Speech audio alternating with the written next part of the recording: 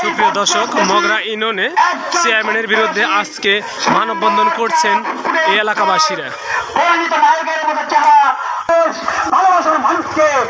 মানুষকে কাছে পেতে চায়, কিন্তু আপনি চেয়ারম্যান হয়ে তখন এই মগরা ইউনিয়ন পরিষদে প্রত্যেক অ্যাকাউন্টে জেলা পর্যায়ের সংগ্রামী আমরা যখন এই চেয়ারম্যানের নেতৃত্বে তার কুত্তা বাহিনী দিয়ে আমাদেরকে আক্রমণ করেছিল। শুধু আক্রমণ করে ক্ষান্ত হয়নি, আমাকে সেই প্রতিরক্ষা সমর্থিত আমাকে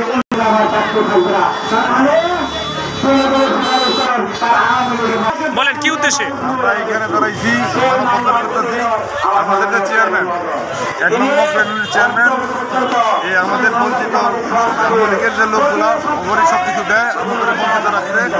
আমরা নিজের মোতালেব চেয়ারম্যান 1 নম্বর ইউনিয়নের দুর্নীতি করছে, টাকা পয়সা নিচ্ছে, গরিব মানুষের ঠকাইছে।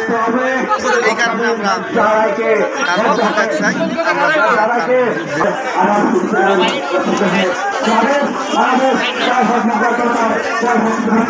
বৈষম্যের কারণে বাংলাদেশের হাজারো জনতা রক্ত দিয়েছে, শহীদ হয়েছে।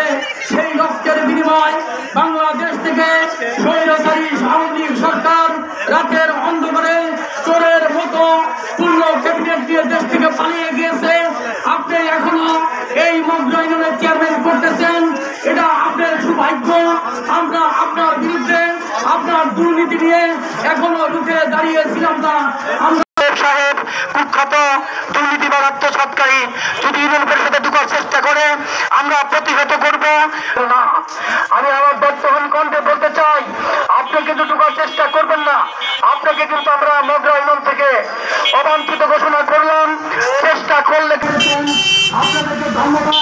প্রত্যেক ওয়ার্ডে আমার মা বোনেরা যেভাবে সারা দিয়েছে, আমার মা বোনদের ধন্যবাদ। আমি সবাইকে ধন্যবাদ জানিয়ে সংগ্রামী সভাপতি আজকে মগরা ইউনিয়ন অ্যাডভোকেট মোশাররফ হোসেন মগরা ইউনিয়নের চেয়ারম্যান। মগরা ইউনিয়নের চেয়ারম্যান হয়ে সে কি করেছে সেটা আমাদের আরো মেম্বার বলেছেন। আমরা মগরা ইউনিয়নের প্রধান ঢুকি নাই, এখন ঢোকার চেষ্টাও করি নাই, কিন্তু তার কিন্তু আজকে আমাদের মগরা ইউনিয়নের মানুষ সমস্ত জনগণ